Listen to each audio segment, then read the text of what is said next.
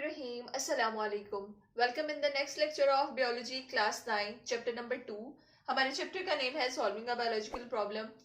Last lecture में हम लोग डिस्कस कर रहे थे कि हम लोगों को कौन से स्टेप्स चाहिए होंगे या कौन से स्टेप्स होते हैं एक बायोलॉजिकल प्रॉब्लम को सॉल्व करने के लिए. हमने देखा कि बायोलॉजिकल प्रॉब्लम एक क्वेश्चन होती है, ठीक है.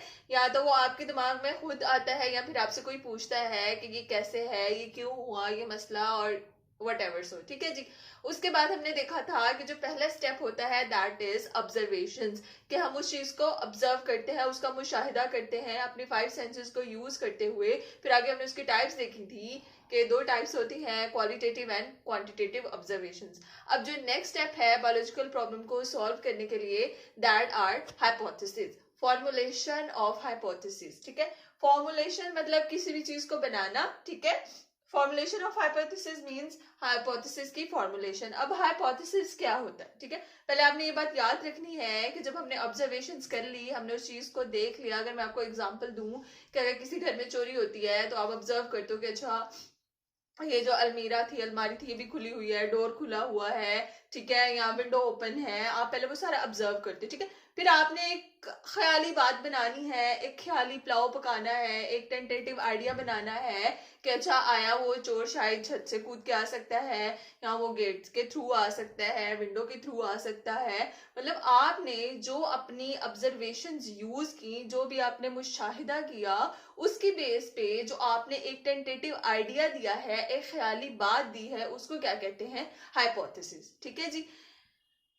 टेंटेटिव एक्सप्लेनेशन, टेंटेटिव का मतलब होता है शक्को शुबा, ठीक है जी. एक शक्को शुबाहत वाली एक्सप्लेनेशन, एक ख्याली एक्सप्लेनेशन जो कि आपने दी है किसके रिजल्ट में, ऑब्जर्वेशंस के रिजल्ट में. आपने कोई चीज ऑब्जर्व की, फिर आपने अच्छा अपनी ख्याल यूज किया, ओके ऐसे भी हो सकता है, ऐसे भी हो सकता है, और आपने क्या फॉर्मुलेट कर दी, एक अदद हाइपोथेसिस, ठीक है. प्रोपोजिशन और वैसे भी कहते हैं ना सपोज करना, ख्याल करना. तो ये एक ऐसी ख्याली बात हो सकती है जो कि शायद सच भी साबित हो जाए, ठीक है.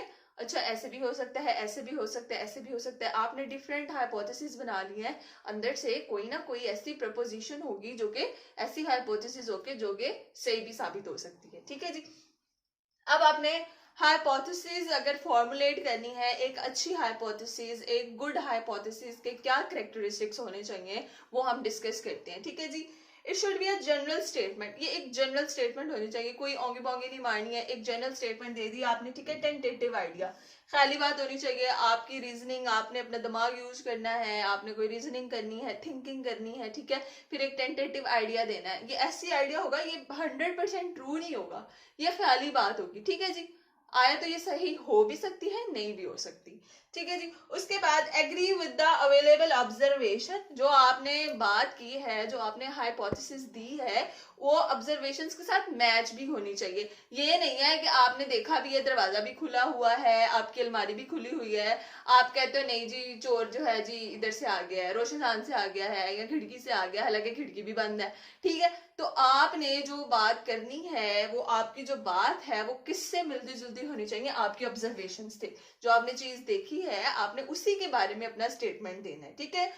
केप्ट सिंपल एज पॉसिबल, वो बात जो आपने की है वो बिल्कुल सिंपल रखनी है ताकि हर कोई उस चीज को समझ सके. एक आम इंसान, एक आम आदमी आपकी बात को समझ सके कि आप क्या कहना चाह रहे हैं, ठीक है. टेस्टेबल, टेस्टेबल मतलब हम उसकी जांच पड़ताल कर सकें, उसको टेस्ट कर सकें. एंड पोटेंशियली फॉल्सेबल, मतलब कि मैंने आपको पहले भी बताया था कि जो आपकी हाइपोथेसिस है वो 100% ट्रू नहीं होती, ठीक है. वो ट्रू नहीं होती है तो हम उसको टेस्ट करेंगे, फर्दर टेस्टिंग करेंगे, तो हाँ टेस्टिंग के नतीजे में वो गलत भी साबित हो सकती है. ये नहीं है कि जो आपने हाइपोथेसिस दी है वो 100% ट्रू होगी, ठीक है. फिर हम आगे देखेंगे कि हाइपोथेसिस को भी हमने थोड़ा सा रिड्यूस करना है, वो आपका नेक्स्ट स्टेप है solving the biological problem, that are deductions. अब हम वो पढ़ते हैं. जब हमने हाइपोथेसिस पढ़ी तो उसमें हमने देखा था कि हम लोग अपनी लॉजिकल थिंकिंग यूज कर रहे होते हैं, रीजनिंग यूज कर रहे होते हैं, अपना दिमाग यूज कर रहे होते हैं, वजह बता रहे होते हैं, ठीक है. अब जो नेक्स्ट स्टेप है दैट इज डिडक्शंस, ठीक है. डिडक्ट करना, निकालना, कम करना, रिड्यूस करना, ठीक है. तो हमने जो काफी ज्यादा हाइपोथेसिस बनाई थी, सिर्फ एक हाइपोथेसिस नहीं थी, ठीक है। हमने काफी ज्यादा हाइपोथेसिस बनाई थी, ऑब्जर्व करके चीजों को हमने बहुत सी जनरल स्टेटमेंट्स दी थी कि ऐसा हो सकता है, ठीक है। तो अब क्या करना है, डिडक्शन जो है बायोलॉजिकल प्रॉब्लम सॉल्व करने का ऐसा मेथड है जिसमें हम लोग अपनी हाइपोथेसिस को फिल्टर कर रहे हैं। जो इररेलीवेंट हाइपोथेसिस है, जो किसी काम की नहीं है, जो जिनकी कोई लॉजिक नहीं बन रही है, हम उनको रिड्यूस कर देते हैं, उनको डिडक्ट कर देते हैं, उनको निकाल देते हैं, ठीक है।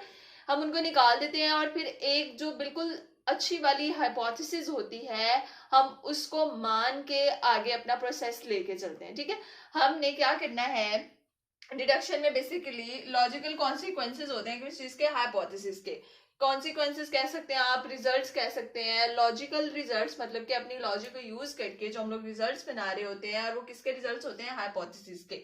अच्छा, अब हम क्या करेंगे इस पर्पस के लिए, जैसे मैंने आप लोगों को बताया था कि हमने काफी ज्यादा हाइपोथेसिस ली है, उसमें से हम लोग जो वैलिड हाइपोथेसिस होती हैं उसको मान के चलते हैं, अपना वर्क करते हैं, एक्सपेरिमेंटेशन करते हैं। अगर हमारा एक्सपेरिमेंट फ्लॉप हो जाता है, हम फिर दोबारा ऑब्जर्वेशन पे वापस आते हैं, फिर अपना स्टेप रिपीट करते हैं कि हमने किस तरह से जो हमारी बायोलॉजिकल प्रॉब्लम है उसको सॉल्व करना।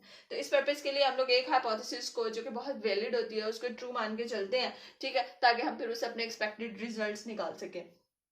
और आपने हमेशा याद रखना है कि जब भी हमने डिडक्शन करनी है तो हमने दो वर्ड्स यूज करने हैं, one is if and the other is then. हमने जब भी डिडक्शन करनी है तो हमने ये लॉजिक यूज करनी है, इफ अगर अच्छा अगर ये हुआ है फिर, अगर ये हुआ है तो क्यों, ठीक है। इफ एंड देन, कि अगर चोर खिड़की से आया है फिर क्या हुआ, खिड़की का दरवाजा खिड़की का शीशा टूटा हुआ है। मतलब इस तरह से कि एक बात अगर आप इफ से स्टार्ट कर रहे हो तो आप उस बात को देन पे जाके जस्टिफाई भी करो। ये नहीं है कि आपने कह दिया है कि अगर आया है, अगला पॉइंट आपके पास है नहीं, तो आप उस चीज को आप प्रॉपरली एक्सप्लेन नहीं कर रहे हो। डिडक्शन में बेसिकली हम लोगों ने जो हाइपोथेसिस बनाए थे, हमने उसमें से अच्छे अच्छे हाइपोथेसिस को फिल्टर आउट कर लेना है। उसके बाद उनको रिड्यूस करके हमारे पास जो एक स्पेसिफिक हाइपोथेसिस हो जाएगी, मतलब कि हम लोग जनरल चीजों में से स्पेसिफिक चीजें यूज कर रहे हैं, ठीक है जी। तो उसमें क्या हुआ कि हमने एक हाइपोथेसिस को ट्रू माना कि चलो ठीक है अभी एक्सपेरिमेंट करेंगे इस पे बाद में जाके, हमने उसको ट्रू माना, हमने उसको फिर अपना उस पर सारा काम करना स्टार्ट किया, और फिर हम एक्सपेरिमेंटेशन तक पूछे, फिर अगर हमारा एक्सपेरिमेंट फ्लॉप गया तो फिर हमने दोबारा से अपना दोबारा सारा वर्क स्टार्ट किया, ठीक है। तो डिडक्शन में बेसिकली हम लोग हाइपोथेसिस को फिल्टर आउट कर रहे हैं। इंशाल्लाह see you in the next lecture. Next lecture में हम लोग एक्सपेरिमेंटेशन को डिस्कस करेंगे। अल्लाह हाफिज।